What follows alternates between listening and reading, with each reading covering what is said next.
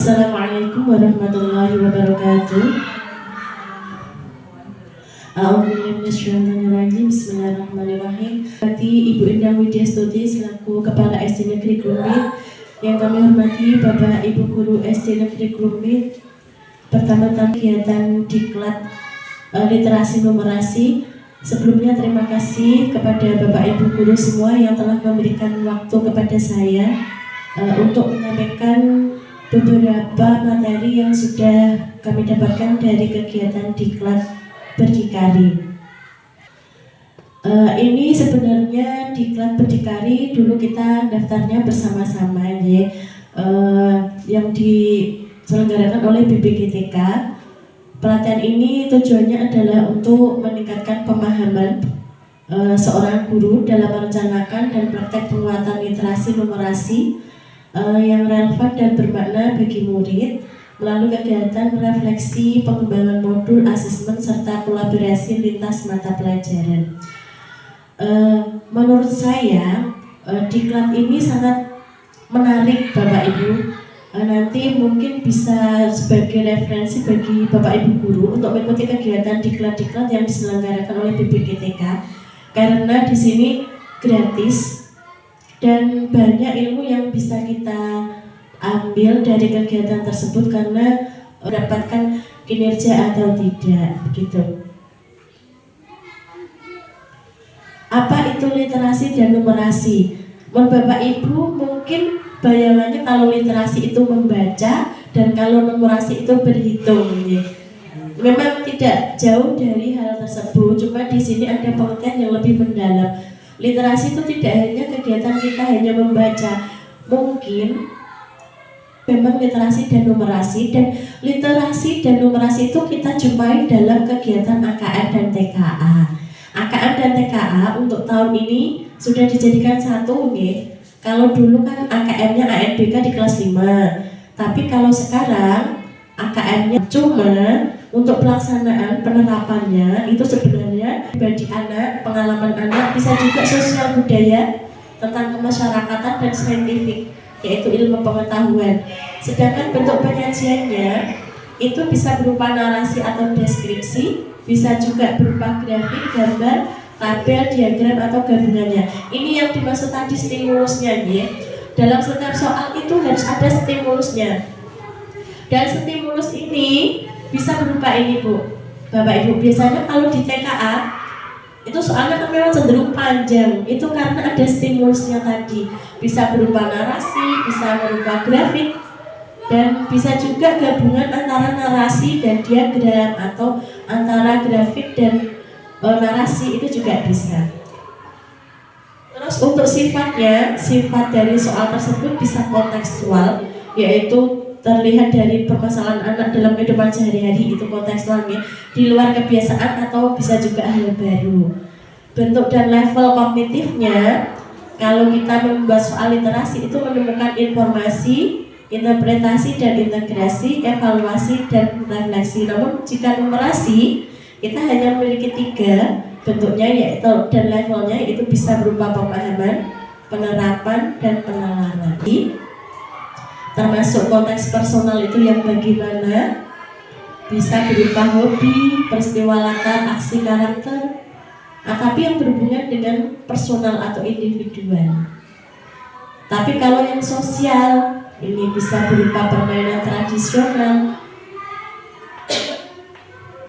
Tapi kemarin kita itu ada disajikan beberapa soal. Kalau jika kita lihat itu Oke, terima kasih waktunya. Tadi sudah disampaikan panjang lebar oleh Bu Rumi terkait numerasi dan literasi. Nah, itu kalau misalnya nih kita menerapkan atau mengaplikasikan numerasi dan literasi di kelas rendah itu seperti apa?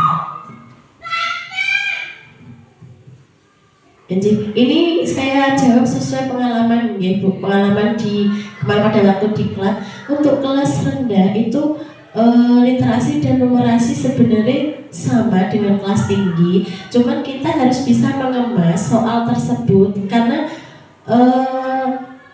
tadi kalau di soal ataupun di pembelajaran deh, kalau di pembelajaran sebenarnya sudah kita semua sudah melaksanakan Bu.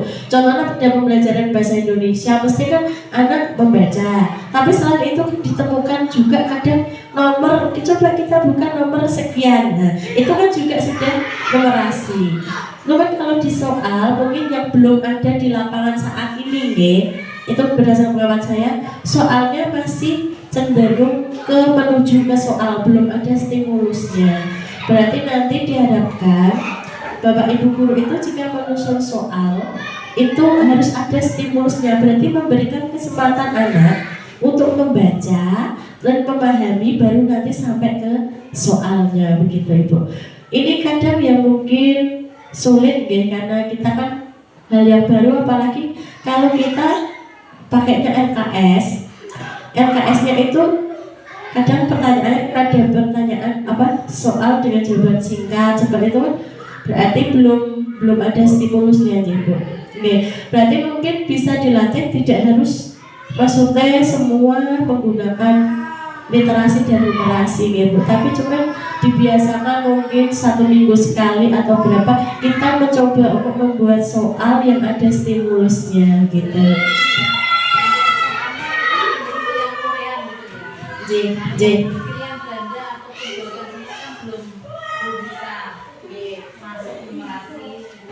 Untuk pilihan ganda Bu, sudah Bu.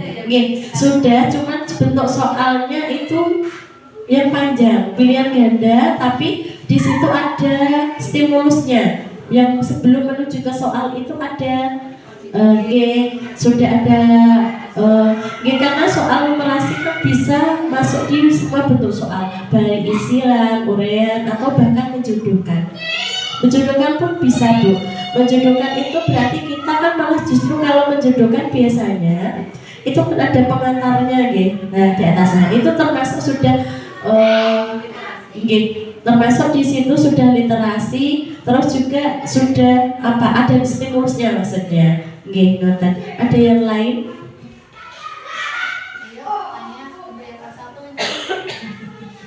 Literasi mungkin modelnya pendek gitu ya.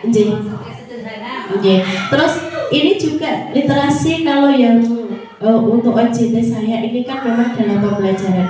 Sebenarnya literasi itu kemarin kita diminta untuk membuat rencana program selain yang pembelajaran ya.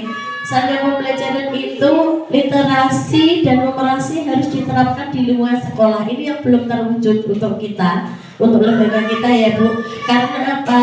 Masih kurangnya area baca. Maksudnya di sini itu kita untuk literasi sebaiknya diterapkan di semua sudut sekolah. Kalau untuk yang literasinya mungkin sudah banyak karena kita sudah ada poster-poster dan lain-lain. Cuman kemarin waktu ditanya untuk mendeskripsikan sekolahnya, saya menyampaikannya di SD Klumpit untuk literasi sudah sebagian terpenuhi karena kita sudah ada di ruang kelas juga sudah ada data dinding dan lain sebagainya. Itu sebenarnya juga literasi Bu namanya. Cuman kalau untuk numerasi hanya masih terbatas di dalam kelas. Contohnya ada itu Bu yang poster bangun ruang, bangun data, dan itu semua kan termasuk itu numerasi. Cuman kalau di luar kelas kami belum memiliki. Mungkin nanti bisa dibuat lingkungan kelas itu di luarnya. Kemarin kita tanya untuk numerasi di luar itu seperti apa, bisa dikemas dalam bentuk permainan congklak kemarin. Itu di ruang terbuka bisa dibuat gambar congklak, kemudian nanti diberi angka 1 sampai selesai. Itu juga termasuk wujud dari numerasi di lingkungan sekolah melalui permainan tradisional. Contohnya yang apa Bu? Itu loh kemarin sudah sempoa itu. Nanti kalau bisa di setiap sudut sekolah itu ada tempat bermain untuk sempoa supaya nanti anak berlatih berhitung melalui itu. Itu kalau untuk numerasi di lingkungan sekolah. Begitu. Cukup ya, jika tidak ada pertanyaan. Terima kasih atas partisipasi Bapak Ibu telah berkenan mendengarkan apa yang saya sampaikan. Dan ini memang tugas dari Litnum itu sendiri selanjutnya adalah mengubah lingkungan menjadi lingkungan yang literasi dan numerasi. Jadi kami mohon Bapak Ibu nanti kerjasamanya untuk mewujudkan kegiatan tersebut. Dari saya terima kasih. Wassalamualaikum warahmatullahi wabarakatuh. Waalaikumsalam warahmatullahi wabarakatuh. Pagi hari ini kita telah mengikuti diseminasi dari Buruk terkait dengan pelatihan guru berdikari. Nah, terima kasih Buruk sudah menjadi yang pertama ikut kegiatan berdikari. Ini nantinya bisa menjadi penggerak untuk guru-guru yang lain mengikuti pelatihan berdikari. Nah, dari manfaatnya yang bisa kita ambil ya, menambah pengalaman apa itu numerasi, apa itu literasi, yang tadinya kita hanya bisa mengetahui kalau literasi itu terkait dengan membaca dan numerasi itu berhitung. Nah, setelah ada diseminasi tadi itu kita sangat terbantu, jadi lebih jelas itu, okay? Nah, untuk tindak lanjutnya nanti Buruk bisa mengadakan kegiatan kombel, okay? Ya, biar Bapak Ibu guru di sini juga bisa lebih paham cara membuat soal-soal yang terkait dengan numerasi dan literasi itu. Siap Buruk? Siap. Ya, oke, terima kasih. Wassalamualaikum warahmatullahi wabarakatuh. Waalaikumsalam.